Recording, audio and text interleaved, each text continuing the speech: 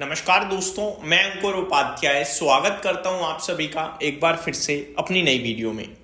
दोस्तों, भारत और अमेरिका के बीच में ट्रेड डील तो नहीं आ रही है, लेकिन मैक्सिको ने हमारे ऊपर टैरिफ जरूर इम्पोज कर दिया है और बड़ा टैरिफ इम्पोज किया है 50% का। कहां कहां ये टैरिफ इम्पैक्ट डालेगा इस वीडियो में मैं आप सभी के साथ बात करूंगा। वहीं यूएस डेलीगेशन भारत आया हुआ था, 2 दिन की ट्रेड डील को लेकर चर्चा हो चुकी है, दोनों दिन की समाप्त। आउटकम क्या है? आउटकम आता हुआ दिखा है कॉमर्स मिनिस्टर पीयूष गोयल जी की तरफ से कि प्रोग्रेसिंग वेल। हर बार यही हो जाता है हमारा, प्रोग्रेसिंग वेल, तब तक आ सकती है डील। ये चल रहा है, बहुत सारे मामलों पे हमारी बात हो चुकी है, बहुत सारी जो समस्याएं थी वो सॉल्व हो चुकी हैं। इससे ज्यादा कुछ भी नहीं आता। हाँ, एक टाइमलाइन जरूर आई है इस बार, और वो टाइमलाइन आई है मार्च 2026 तक की। भारत और यूएस की बात करी जाए तो अब देखते हैं दोस्तों, मार्च 2026 में क्या होता है क्या नहीं होता है, इसके बारे में मैं आपके साथ आगे आऊंगा। लेकिन अभी की बिग ब्रेकिंग जो है उसके पास चलते हैं पहले डायरेक्टली, बिना देरी के। क्या है दोस्तों? New duties threaten India's fastest growing auto export market, yet strong hold in aluminium, tiles and tractors could soften the blow. सबसे पहले मैं आप सभी के साथ डिटेल शेयर करूं तो मैक्सिको ने भारत के कुछ पर्टिकुलर क्षेत्रों पे 50% का टैरिफ अनाउंस कर दिया है। Indian exporters are bracing for potential disruption after Mexico announced steep tariff increase on wide range of product. कौन-कौन से?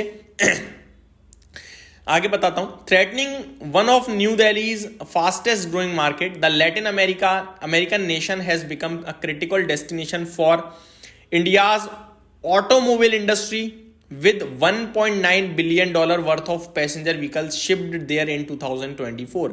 लगभग ऑटोमोबाइल इंडस्ट्री से 1.9 यानी ऑलमोस्ट $2 बिलियन का एक्सपोर्ट किया गया था 2024 में। हालांकि $2 बिलियन ज्यादा नहीं है, बट हाँ डेफिनेटली ज्यादा है, करीब 18,000 करोड़ के समथिंग का हो गया 2024 में, making it India's largest car export market. वैसे बड़ा नहीं दिख रहा, लेकिन अगर कार मार्केट की बात करें तो ये लार्जेस्ट कार मार्केट बना 2024 में भारत के लिए। For some passenger vehicle model over 20% of exports are routed to Mexico, leaving the segment highly exposed to policy shocks। यानी कि बहुत सारी मॉडल्स तो ऐसी हैं कंपनीज की जो 20% तक का रेवेन्यू मैक्सिको से ही कमाती हैं, तो उनके लिए तो ये बहुत बड़ा झटका है।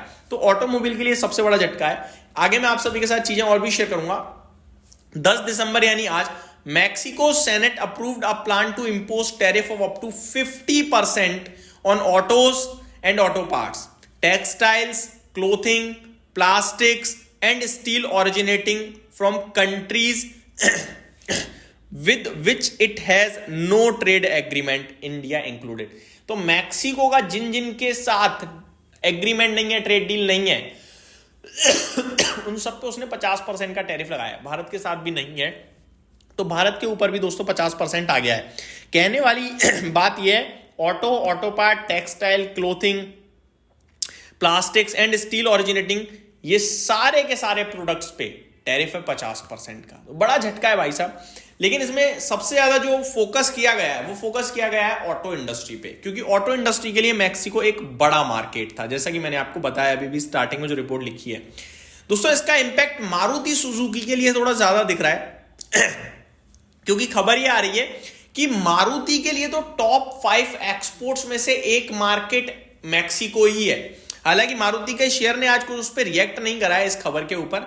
अब ये लगेगा तब ज्यादा दिक्कत है, आई थिंक रेडी है शायद इंपोज करने के लिए, अभी आई थिंक लगाया नहीं है, बट ओवरऑल सिचुएशन काफी खराब दिख रही है। अब मैं आप सभी के साथ बात करता हूं भारत और यूएस के बीच में जो चल रही है चीजें उसके बारे में।